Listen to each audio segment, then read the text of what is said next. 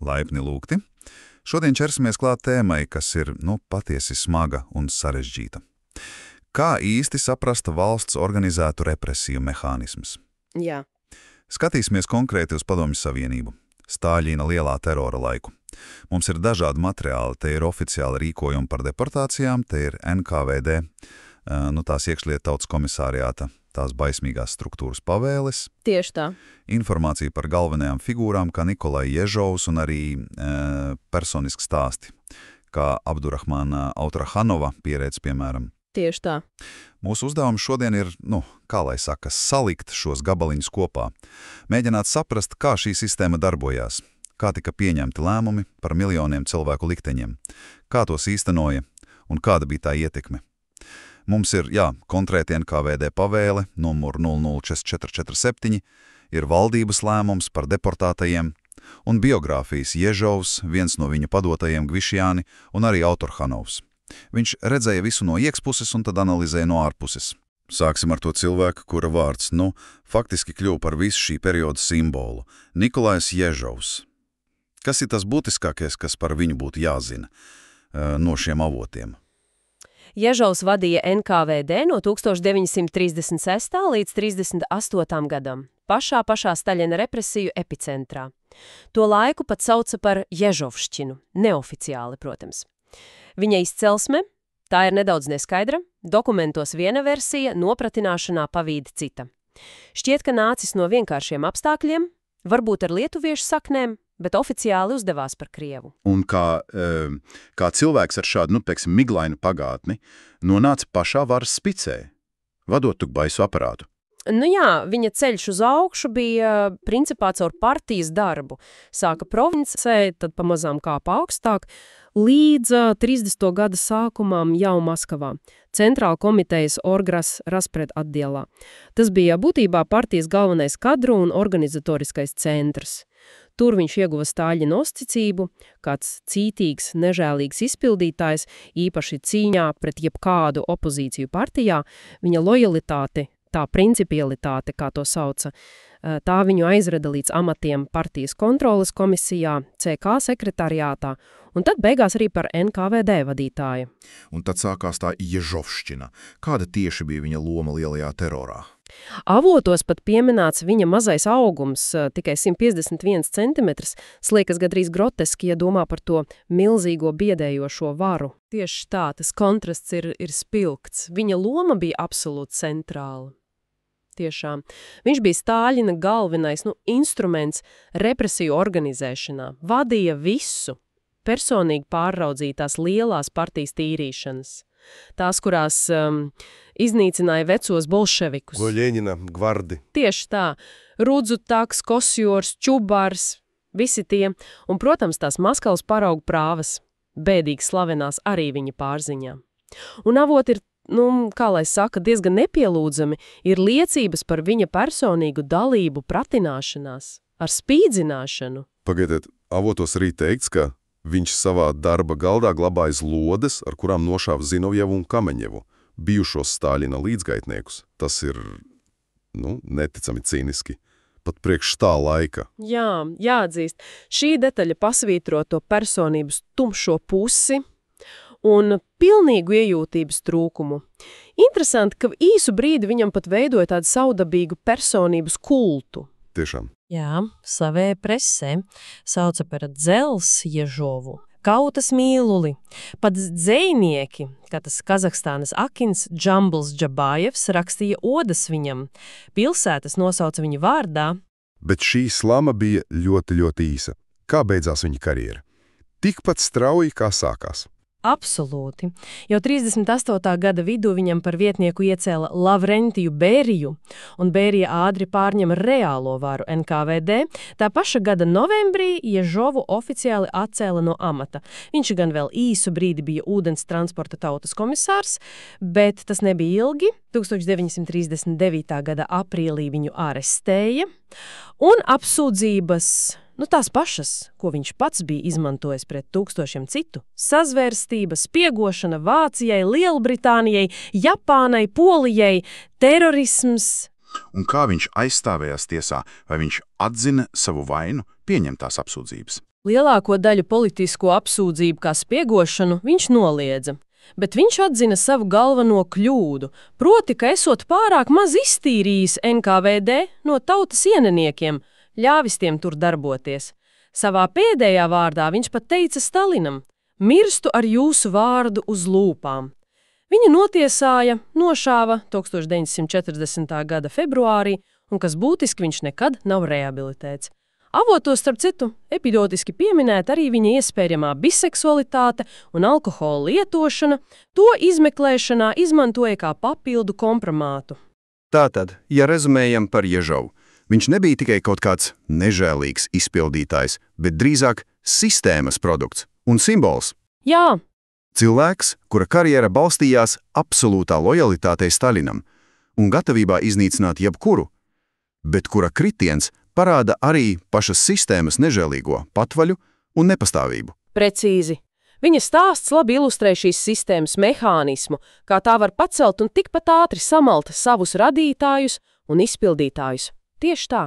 Bet pāriesim pie tā, kā šis Ježova vadītais terors tika organizēts tik, sistemātiski un masveidīgi visā valstī. Kā tas tika pārvērsts par plānveidu operāciju? Šeit avotos centrālā loma ir tai NKVD pavēlei numurs 00447. Kas tas īsti par dokumentu? Tā bija 1937. gada 30. jūlijā parakstīta slepena pavēle. Tas oficiālais mērķis bija represēt bijušos kulakus, kriminālistus un citus pretpadomju elementus. Būtībā tā bija zaļā gaisma masveida represiju kampaņai. Ar konkrētiem mērķiem, ar izpildes mehānismiem, un te svarīgi saprast to terminu kulaki. Tie bija zemnieki, kurus padomju ideoloģijā uzskatīja par turīgākiem, par eksploatatoriem, šķirs ienaidniekiem, bet realitātē šī kategorija bieži vien bija ļoti, ļoti izplūdusi. Un kādi bija šie mehānismi? Kā šī pavēle darbojās praksē? Galvenie bija divi elementi. Pirmkārt, tika noteikti limiti jeb kvotas katram reģionam. Konkrēts skaits cilvēku, kas jārepresē. Tātad plānota represiju ekonomika. Varētu teikt, šie cilvēki tika iedalīti divās kategorijās. Pirmā kategorija nošaušana, sākotnēji plānoja ap 59 000 visā PSRS. Otrā kategorija ieslodzījums nometnēs vai izsūtījums uz 8 līdz 10 gadiem. Sākotnēji ap 175 000. Otrakārt tika izveidotas tās augtās trojkas. Trojkas? Kas tas tāds bija? Kaut kādi īpaši tribunāli? Jā, tieši tā. Tas bija ārpustiesas orgāni, izveidoti katrā apgabalā, novadā, republikā. Parasti tajās bija vietējais NKVD priekšnieks, partijas komitejas sekretārs un prokurors. Viņa uzdevums bija operatīvi izskatīt NKVD sagatavotos lietu sarakstus un pieņemt spriedumus nošaut vai ieslodzīt. Nekāda nopietna izmeklēšana vai tiesas process, protams, nenotika. To sastāvu apstiprināja politbirojas Maskavā, un spriedums izpildīja nekavējoties. Šīs trojkas darbojās līdz 1938. gada novembrim. Un cik ilgi šī operācija bija plānota? Vai tā sasniedza savus mēģus, tos limitus? Sākotnēji operācija bija plānota uz 4 mēnešiem, sākot no 1937. gada 5. augusta. Prioritāte bija pirmā kategorija – nošaujamie. Viņu imiti jāizpilda pirmie. Protams, pats Ježovs bija šī visa procesa galvenais koordinators, uzraugs no Maskavas, bet kampaņa izvērtās daudz plašāk nekā sākotnēji plānots. Kvotas tika vairāk kārt palielinātas, vietējie NKVD vadītāji lūdza vēl un vēl. Zīmīgi, ka vēlāk, kad pie varas NKVD nāca Berija, daudzi no šīs pavēles aktīvākiem izpildītājiem, ieskaitot trojku locekļus, paši tika represēti. Tātad sistēma aprie pati sevi. Jā, konsekventi. Tātad šī pavēle numur 00447 būtībā pārvērta politisko teroru par tādu centralizētu, plānotu, gandrīz vai industriālu procesu, ar kvotām, ar mehānismiem, apējot pa to formālo padomu tiesu sistēmu. Tieši tāda bija tās būtība un nozīme lielā terora kontekstā. Bet terors nebija tikai aresti un nošaušanas. Bija vēl viens ļoti svarīgs represiju veids – masu deportācijas. Mums te avotos ir arī Vjačeslava Molotova tolaik valdības vadītāja parakstījis dekrēts par deportēto, specnometināto izmetināšanu Kazahstānā un Kirgistānā. Tas atklāja citu šīs sistēmas šķautni, vai ne? Jā, šis dekrēts parāda deportāciju šķietami organizēto birokrātisko pusi. Tas var tikai par cilvēku piespiedu pārvietošanu, bet gan par viņu saimniecisko iekārtošanu jaunajās vietās. Deportētos bija plānots izmantot kā darba spēku, sovhauzos, kolhozos, izmetināt tukšās ēkās vai veikt blīvēšanu, acīm redzot izmetinot pie vietējiem vai saspiežot jau esošos iemītniekus. Kā šajā procesā sadalījās lomas starp vietējām varas iestādēm un to visur esošo NKVD? Un kas ir Sovnarkomi, kas minēti dokumentā? Tie ir kas? Sovnarkoms ir saīsinājums no Sovet Narodni Komisārov, Tautas komisāru padome. Tā laika valdības nosaukums gan PSRS līmenī, gan republikās. Tātad Kazahijas un Kirģizijas republiku valdībām Sovnarkomiem bija uzdots nodrošināt šo saimniecisko iekārtošanu, iekļaušanu kolhozos, zemes piešķiršanu, pat palīdzību ar būvmateriāliem māju celšanai. Protams, cik lielā mērā tas notika realitātē, tas ir cits jautājums.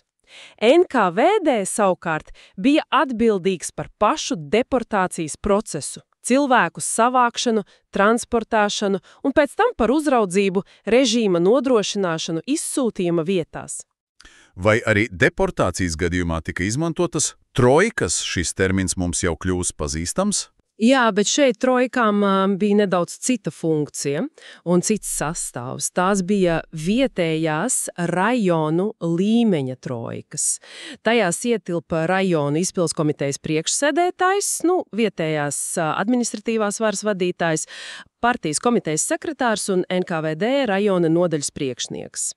Viņa uzdevums bija tīri loģistisks – organizēt deportēto sagaidīšanu dzelzceļa stacijās un tālāku nosūtīšanu uz konkrētām izmitināšanas vietām rajonā. Un kā risināja praktiskos jautājumus, piemēram, transportu no stacijas līdz gala punktam? Tās taču varēja būt milzīgas distances stepē.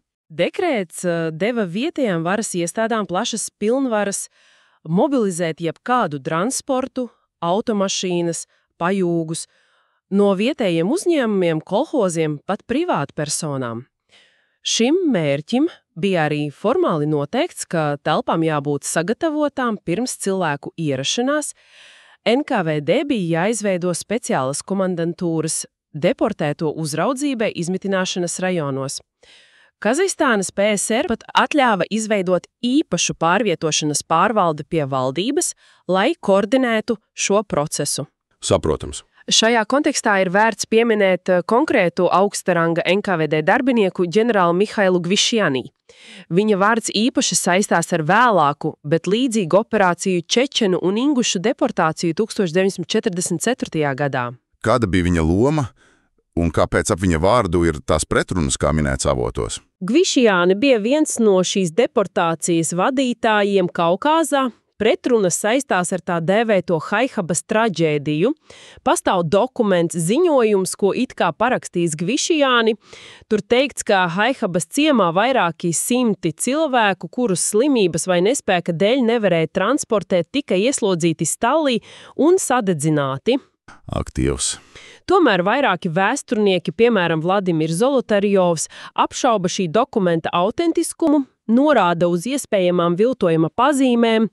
Tas ir ļoti svarīgs piemērs tam, cik grūti reizēm ir noskaidrot galīgo patiesību par šādiem notikumiem, kas tika turēti lielā slepenībā un kuru dokumentācija var būt apstrīdāma vai pat falsificēta. Pats Gvišjānis, starp citu, pēc Staļina nāves un Berijas krišanas zaudēja amatus un ģenerāļa pakāpi, kā sevi diskreditējis. Manam Avtorhānovam. Viņa stāsts šķiet īpaši dramatisks un daudzslāņains. Jā, Avtorhānovs ir, unikāla figūra. Viņš bija čečens. Jaunībā pats bija komunistiskās partijas funkcionārs Čečenijā. Viņš pat studēja tajā prestižajā sarkanās profesūras institūtā Maskavā, vietā, kur gatavoja augstākā līmeņa partijas ideoloģiskos kadrus. Taču tad nāca 1937. gads, un Ježovšķina viņu arestēja, kopā ar gandrīz visu Čečenijas ingušijas tā laika vadību. Mani pārsteidza fakts, ka viņš atšķirībā no tik daudziem citiem, izdzīvoja un pat tika attaisnots. Kā tas vispār bija iespējams Ježova tīrīšanu kulminācijā? Tas ir. Jā, viens no tiem mīkleniem punktiem viņa biogrāfijā. Viņš pavadīja apmēram 5 gadus izmeklēšanā cietumos, tika spīdzināts, bet galu galā 1942. gadā tiesa viņu attaisnoja. Iespējams saistībā ar kara sākumu un nelielu politikas maiņu. Tieši šī pieredze, redzot savu biedru bojājēju un pats izciešot spīdzināšanas, nostiprināja viņā absolūtu naidu pret padomju sistēmu. Viņš pats raksta savos memoāros, ka toreiz zvērējis veltīt savu dzīvi cīņai pret šo tirāniju. Un kā šī apņemšanās izpaudās tālāk? Īpaši Otrā pasaules kara kontekstā. Avotos minēta viņa pārdegšana pie vāciešiem. Jā, drīz pēc atbrīvošanās, 1942. gadā viņš pārgāja Vācu pusē, tam bija saistība ar Hasana Izrēlova vadīto pretpadomju sacelšanos Čečēnijā, viņš sadarbojās ar vāciešiem, strādāja viņu propagandas struktūrās, rediģoja Ziemie-Kaukaza tautām domātu laikrakstu Gazavats, kura devīze bija Allās pār mums, Hitlers ar mums. Šis, protams, ir ļoti pretrunīgi vērtēts viņa biogrāfijas posms, bet avoti to piemin, un mēs to atspoguļojam neitrāli, kā faktu viņa sarežģītē dzīvesgājumā. Skaidrs. Pēc kara viņš nonāca rietumos. Kā viņš izmantoja savu unikālo pieredzi, lai analizētu padomju sistēmu? Viņš kļuva par pazīstamu sovietologu, vai ne? Tieši tā. Viņš strādāja ASV armijas Krievu institūtā Vācijā, daudz rakstīja, publicēja grāmatas, analizē PSRS varas struktūru, politisko sistēmu. Viņš ir īpaši pazīstams ar termina partokratija ieviešanu. Partokratija? Ko tieši viņš ar to domāja? Vai tad PSRS nevladīja komunistiskā partija? Tā taču bija oficiālā versija. Afturgānos apdam, lai te reālā vāra PSRS nepiederēja partijai kā institūcijai, ne centrāla komitejai, ne pat politbirojam, bet gan diktātora sākumā Staļina, vēlāk citu līderu personīgajai administrācijai. Kancelējai šī šķietami tehniskā struktūra pēc viņa domām faktiski kontrolēja visu lēmumu pieņemšanu un īstenošanu. Viņš uzskatīja, ka Staļins tikai pilnveidoja sistēmu, kuras pamatus bija ielicis jau Ļeņins. Un ļoti būtisku lomu šajā sistēmā viņš piešķīra čekismam. Čekisms. Ko viņš saprata ar šo jēdzienu? Ar čekismu Aftorhanovs apzīmēja drošības dienestu, kuru sākotnējais nosaukums bija Čeka, jeb ārkārtas komisija visaptverošo ietekmi un kontroli pār visām sabiedrības dzīves jomām. Viņš uzskatīja, ka šī represīvā struktūra bija pats sistēmas būtība, nevis tikai instruments. Vai viņam bija arī kādas citas īpaši interesantas vai pat provokatīvas teorijas par padomu sistēmu? Jā, piemēram, savā pazīstamajā grāmatā Staļina nāves mīkla. Tur viņš izvirzīja teoriju, ka Staļins faktiski nogalināja vai vismaz ļāva nomirt, nesniedzot palīdzību. Viņa tuvākie līdzgaitnieki no politbiroja, īpaši Bērija, jo baidījās no jaunām tīrīšanām, kuras Staļins iespējams jau plānoja. Viņš ļoti detalizēti analizēja arī varas cīņas Kremlī pēc Staļina nāves. Un vai viņš saglabāja saikni ar savu dzimto Čečēniju arī pēc PSRS sabrukuma? Jā, viņš ļoti aktīvi sekoja līdzi notikumiem. 1991. gadā viņam pat piešķira Čečēnijas Ingušijas APSR goda pilsoņa nosaukumu. Viņš tikās ar tā laika čečēnu līderi Džoharu Dudajevu un, lai arī atbalstīja čečēnu neatkarības centienus, tomēr aicināja uz dialogu ar Krieviju. Brīdināja no bruņotas konfrontācijas pustošajām sekām. Tātad, ja mēģinam savilkt visus šos pavēdienus kopā.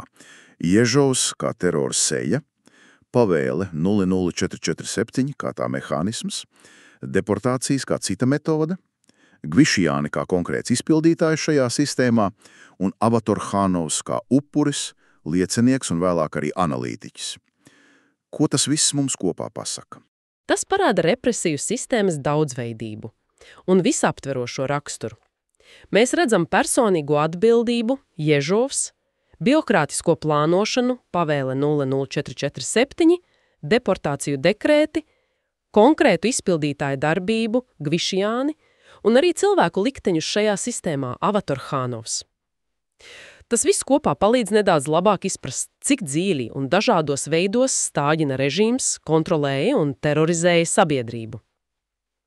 Galvenais ir saskatīt ne tikai atsevišķus notikumus vai personas, bet gan pašu sistēmu darbībā. Jā, šķiet tieši šī sistēmiskā pieeja, skatoties uz šiem dažādiem avotiem kopā, ir tā vērtīgākā atziņa, un varbūt noslēgumā ir vērts padomāt par pāris jautājumiem, kas izriet no šīs sarunas. Viens varētu būt saistīts ar Autorhanova partokratījas konceptu. Cik lielā mērā arī mūsdienu pasaulē, pat šķietami demokrātiskās sistēmās, formālās varas struktūras atspoguļo reālos lēmumu pieņemšanas un kontrolas mehānismus, vai aiz fasādes bieži vien neslēpjas kādas citas neformālās varas grupas vai administrācijas? Labs jautājums. Un otrs jautājums, kas izriet no Gvišjāni un Haibahas gadījuma, cik patiesi grūti ir noskaidrot vēsturisko patiesību par notikumiem, kas norisinājušies režīmos, kuri balstās uz slepenību, dezinformāciju un dokumentu falsifikāciju. Ja pat par tik traģiskiem notikumiem, kā iespējama masu slepkavība, var pastāvēt apstrīdētas liecības, kā mēs varam būt droši par to, ko zinām par pagātnes tumšākajām lapusēm, un kā atšķirt faktus no propagandas vai vēlākām leģendām. Šie ir jautājumi, par kuriem ir vērts turpināt domāt. Paldies par šo dziļo un neslēpsim smago ielūkošanos sniegtajos materiālos. Ceram, ka šī analīze palīdzēja gūt nedaudz strukturētāku izpratni par šo sarežģīto vēstures periodu un tā mehānismiem.